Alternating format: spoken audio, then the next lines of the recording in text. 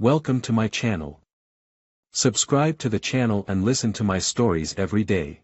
The whole thing started with a text message and a gut feeling I couldn't shake. It was a Friday morning, and Natalie was sipping coffee across from me, eyes glued to her phone. She hadn't looked up at me once, barely even smiled when I kissed her good morning. But when I asked if she had any plans for the evening, she froze for just a split second. The kind of freeze that wouldn't mean anything to most people but one that sent a chill through me. "Oh, just out with the girls from work," she said, still not meeting my eyes. "Probably going to be a late one. I might even crash at Sarah's." She shrugged, pretending like she didn't have a care in the world. I wanted to believe her, it would have been so easy to believe her.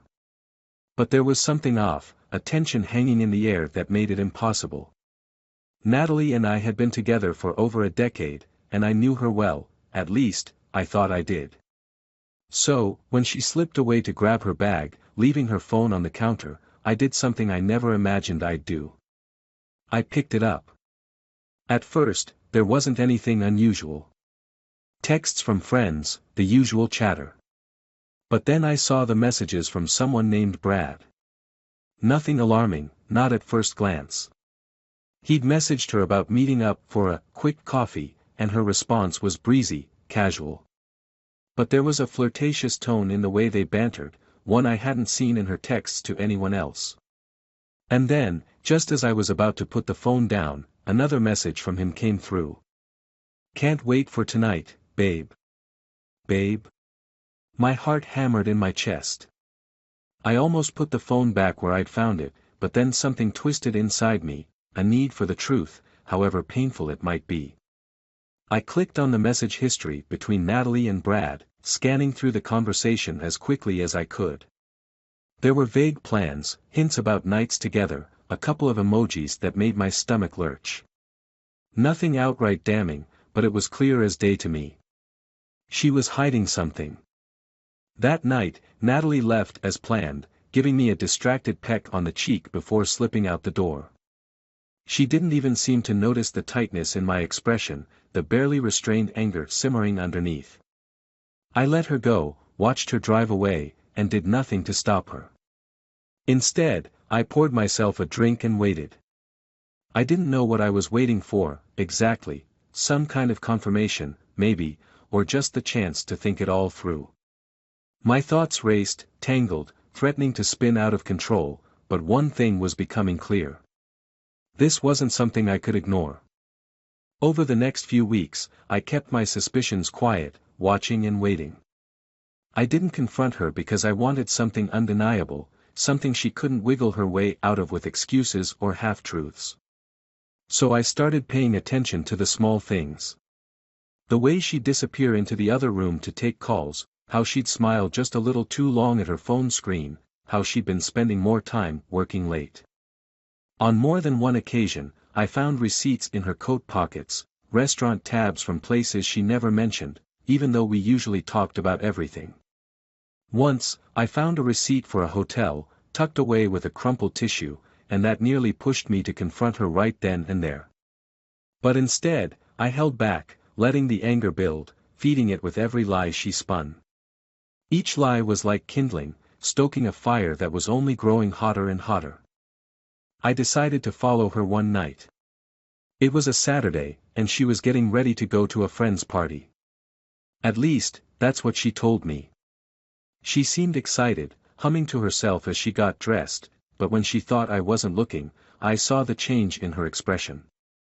It was as if a mask slipped, revealing a different side of her, a side I'd never seen. And when she finally left, I waited a few minutes, grabbed my keys, and slipped out the door after her. I tailed her car from a safe distance, trying to keep my emotions in check as she drove across town. Part of me wanted her to go where she said she would, to prove that all of this was just a mistake, a misunderstanding. But deep down, I already knew that wasn't going to happen. She drove to a different part of town, pulled into a dimly lit parking lot behind a restaurant, and turned off her headlights. I parked a few spaces back, heart pounding, watching as she climbed out of the car and walked toward another vehicle. A man stepped out, a man I'd never seen before but immediately knew was Brad.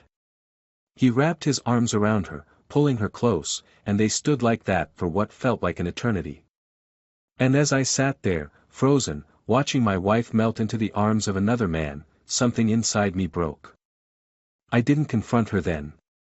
I didn't storm over, demand answers, or throw accusations. No, I stayed exactly where I was, watching and committing every detail to memory. This was the proof I needed, and now I knew exactly what I had to do. There would be no shouting matches, no messy scenes. I'd make sure she knew what it felt like to be blindsided, to have the rug ripped out from under her. When Natalie finally returned that night, I was calm.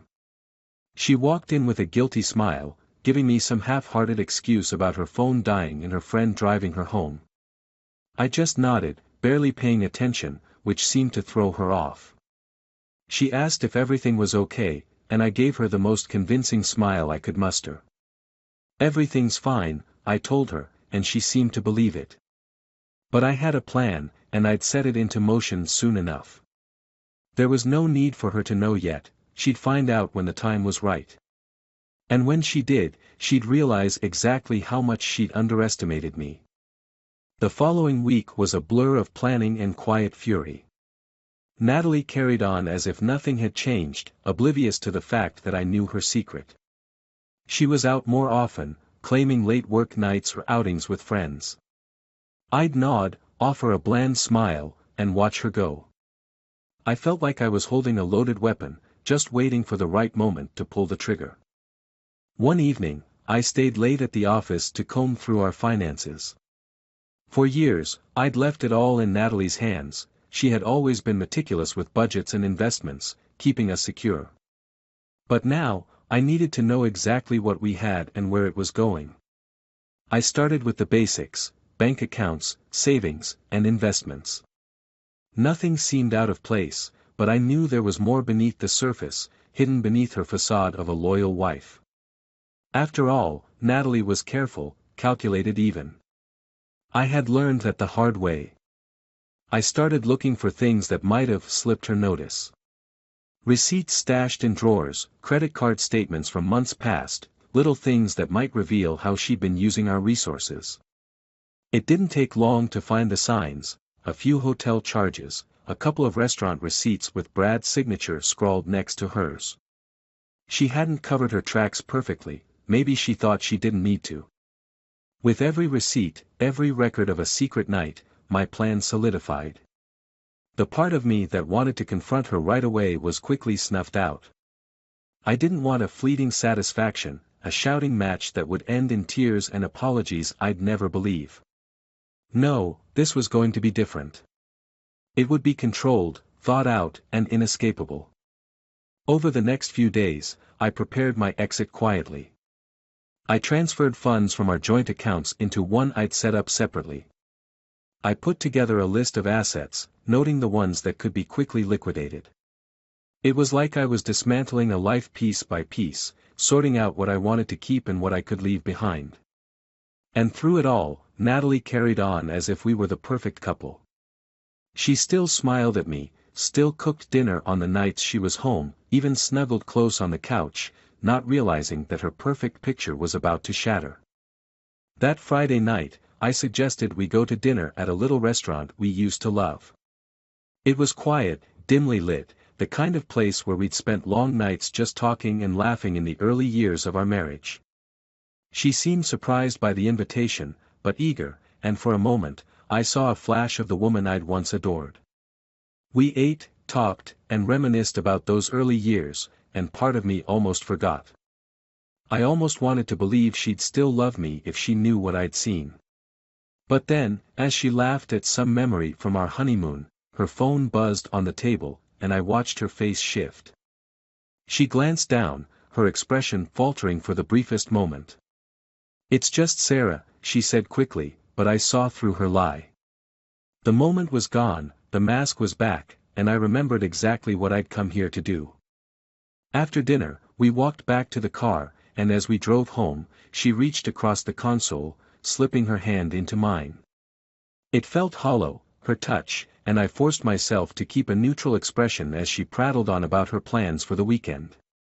"I'm going to meet up with the girls for brunch tomorrow," she said, her voice overly cheerful, "and I'll probably spend the afternoon with them. You know, just a little girl time." I nodded, forcing a smile. "Sounds like a nice break." She smiled, looking satisfied, and I felt a surge of cold anger. She really thought I didn't know, that I was completely in the dark. And the more she talked, the more certain I became that I'd made the right choice. I'd waited for proof, planned my departure down to the smallest detail, and soon enough, she'd be left with nothing but the consequences of her actions.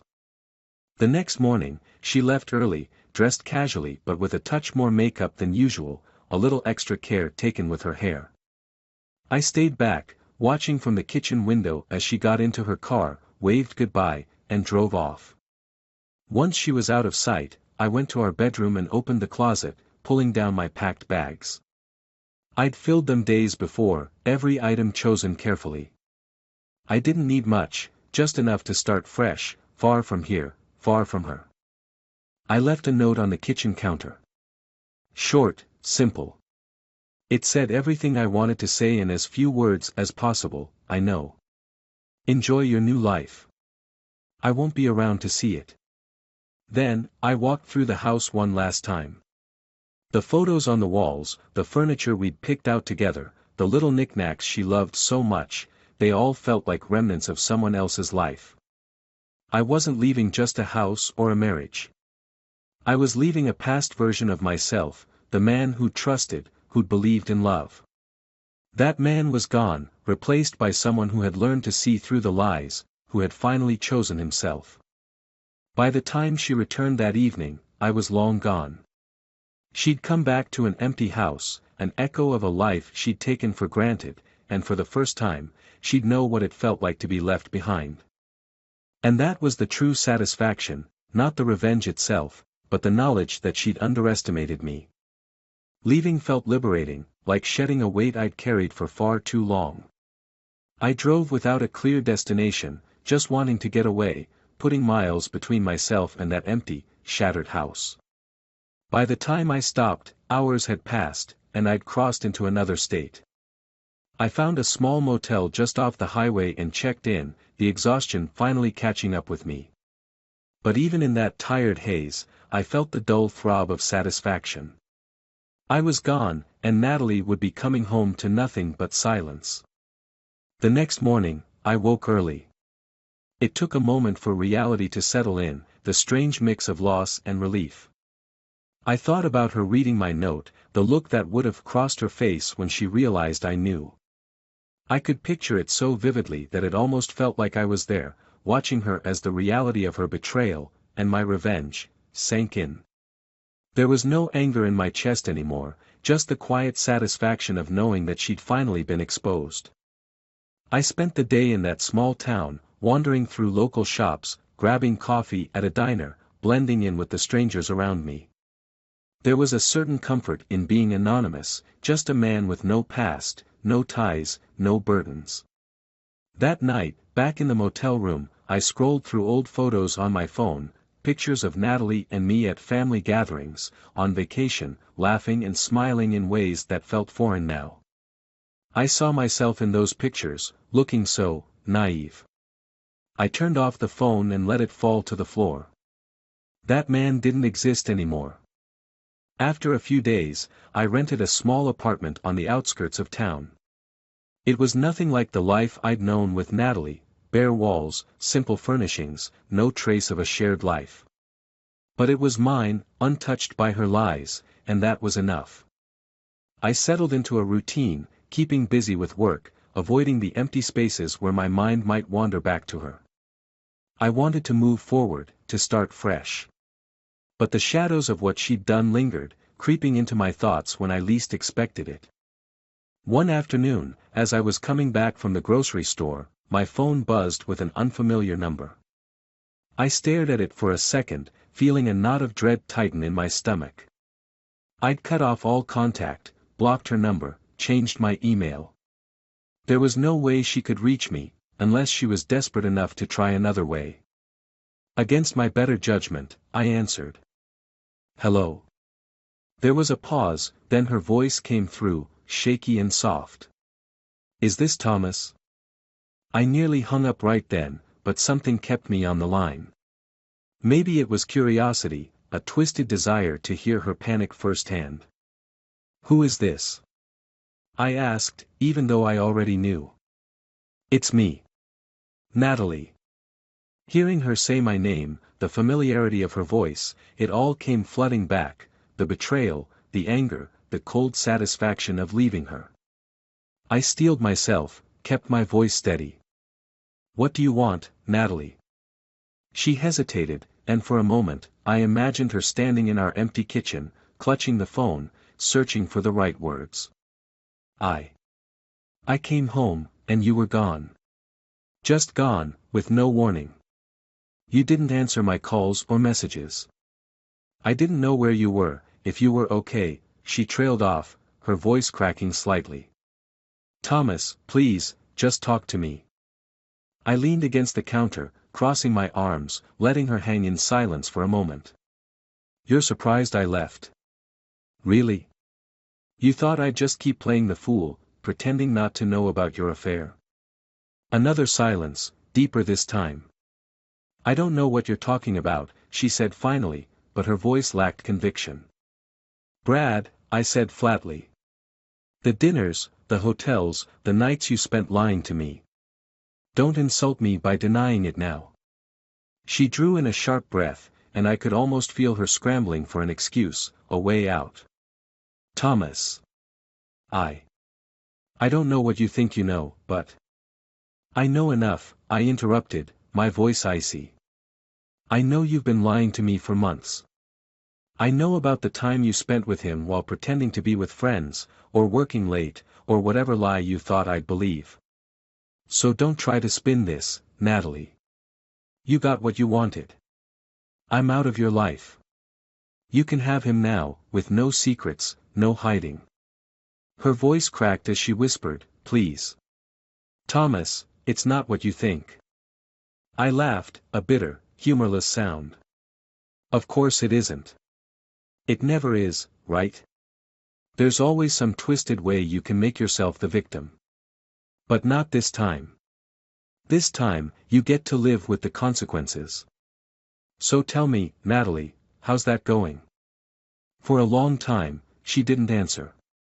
I could hear her breathing on the other end, ragged and uneven. I'm sorry, she whispered finally, and I could hear the desperation in her voice. Please, just, come back. We can fix this. I was stupid, I know that.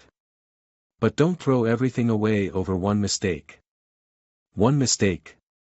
The words tasted sour on my tongue. It wasn't one mistake, Natalie. It was a choice you made, over and over, every time you lied to my face. I've spent too long playing the fool. Not anymore. Thomas, please, her voice broke, and I almost felt a pang of pity. Almost. I don't want this to end. You're everything to me. I love you. You don't get to say that anymore, I said quietly. Whatever love you thought you had, you killed it with every lie you told. Enjoy your new life, Natalie. I won't be part of it. I ended the call before she could respond, letting the silence settle over me. For the first time since I'd left, I felt a strange sense of peace, as if something heavy had finally lifted. I'd said everything I needed to, laid it all out, and there was no going back. I was free, truly free, and for the first time in months, I felt like I could breathe again. Days turned into weeks, and slowly, I found myself embracing my new life. The anger faded, replaced by a quiet determination to move forward. I deleted the photos, cleared out the messages, erased every trace of her from my life. I didn't need reminders of what I'd left behind, the scars were enough. In time, I made friends in the small town, joined a local running group, picked up new hobbies. I learned how to be alone, to savor the silence, to appreciate the freedom that came from choosing myself over a life built on lies. Every now and then, I'd catch myself glancing at my phone, wondering if she'd try to reach out again. But as the days passed, the urge to check faded, until eventually, it disappeared altogether. I didn't need closure from her. I'd found it on my own, in the decision to walk away and never look back. Months passed, and life took on a comforting simplicity. The anger that had once consumed me had faded into a distant memory, leaving behind only a faint scar. I had built a new life here, a life that felt steady, real, and, above all, mine. Occasionally, thoughts of Natalie drifted in, like an old tune you half remember but have no desire to play again.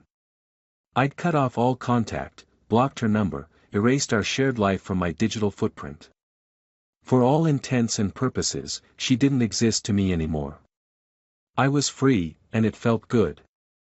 One evening, just as I was coming back from a late run along the wooded trails by the river, I noticed something odd. There was a light on in my apartment. It was strange because I distinctly remembered turning everything off before I left. A cautious feeling crept over me as I approached the front door, my breath slowing, heart pounding. I turned the key quietly and eased the door open. The smell of familiar perfume hit me first. There, in the dim light of my living room, sat Natalie, her face a mask of calm that looked slightly too practiced, like an actor who'd forgotten her lines but was still trying to improvise. She turned as I stepped in, her eyes catching mine, full of an unreadable intensity. "Hello, Thomas," she said softly. I felt a surge of emotions, surprise, anger, and a faint edge of fear. She wasn't supposed to be here. She wasn't part of this life. "What the hell are you doing here, Natalie?" I asked, closing the door behind me. She looked around the room, taking in the modest space. "I just wanted to see you, to explain myself. You cut me off so quickly, didn't give me a chance to even try to fix things." "Fix things?" I scoffed. "You broke them, Natalie. You chose to ruin what we had. I gave you more than enough time to be honest, but you threw it away. I don't owe you anything." She bit her lip, a flicker of something dark crossing her face. "You really think you know everything, don't you?" She laughed softly, a sound that didn't suit her. "Well, you don't, Thomas. There's a lot you don't know." "Like what?" I demanded, crossing my arms, keeping my distance. "Like Brad," she said, her voice laced with something almost mocking. "Do you really think I fell in love with Brad? That I wanted to be with him instead of you?" She shook her head, smiling bitterly. "Brad was a distraction, a cover. A way to keep you from realizing what I was really doing." My stomach tightened. I'd imagined countless scenarios, each one darker than the last, but I hadn't considered this. "What are you talking about?" I asked, voice low. She leaned forward, her eyes narrowing. "Brad was just a pawn, Thomas. I never loved him. He meant nothing to me. But he was easy to use, willing to be whatever I needed him to be. And while you were busy playing the jilted husband, I was working on something much bigger." I felt a chill run through me. "What are you saying, Natalie?" She stood up, pacing around the small room, her eyes scanning the walls as if seeing things only she understood. "I was patient, Thomas. So patient, waiting for the right moment. And when I saw you becoming distant, spending late nights at the office, I knew you'd finally started figuring it out. I wanted you to leave. It was the last piece I needed." "Needed for what?" My voice shook now, a creeping dread filling the silence between us. She stopped and looked at me, the glint of satisfaction in her eyes unmistakable. "You were always so careful with money, weren't you? Always the one balancing the books, making sure we were secure." She laughed. "While you were tracking my lies, I was tracking every dime, every asset, everything we had. When you left, you made it all too easy. I knew you'd drain the accounts, move things to your own name. And while you thought you were running away from me, I'd been busy, Thomas. Busy making sure you'd run right into a trap. A sickening realization dawned on me. What did you do? I took everything, she whispered, her tone almost affectionate. When you moved the money, it was easy to make it look like you were hiding assets, preparing to leave me broke. And when I reported it, well, it looked like the final, decisive act of betrayal. All I had to do was play the abandoned wife, robbed of everything. I shook my head, panic filling my chest. That won't hold up. I have proof of what you did, of the affair. The affair? She interrupted with a laugh. There is no affair, Thomas. I made sure there's no record of anything between Brad and me. And as for your proof, let's just say that by now, it's long gone. Every file, every photo, every little piece of evidence you thought you had, it's gone. I felt my stomach drop. My phone, my computer. I hadn't even checked them. I'd been so focused on leaving her that I never thought she'd go this far. She moved closer, her voice soft, almost gentle. You underestimated me, Thomas. You thought you'd found some kind of power by leaving, some kind of control. But you were never in control. I wanted you to leave. And now, everything you thought was yours is mine. The house, the savings, even the car you drove away in. It's all mine. I took a step back, feeling the wall press against me. You can't do this. It's fraud. I'll fight it. She shook her head, her eyes cold and triumphant. You can try, but I doubt you'll find much sympathy. I already have the papers filed, the bank accounts transferred, everything cleaned up. Legally, you have nothing, Thomas. And any fight you try to put up now will only dig you deeper. I could barely breathe. I'd walked right into her trap, played the part she wanted, and now I was left with nothing. Why? I managed, my voice barely above a whisper. Why go through all this? Wasn't the life we built enough? Enough? She laughed again, low and dark. It was never enough, Thomas. I wanted everything. And now, I have it. So go ahead. Leave. Start over, like you thought you wanted. Just know that every single thing you built is mine now. She brushed past me, leaving without another word, her footsteps echoing down the hallway. The silence that filled the room was suffocating. I stood there, numb, as the weight of what had happened settled over me. In the end, she'd played me at my own game, and I'd never seen it coming.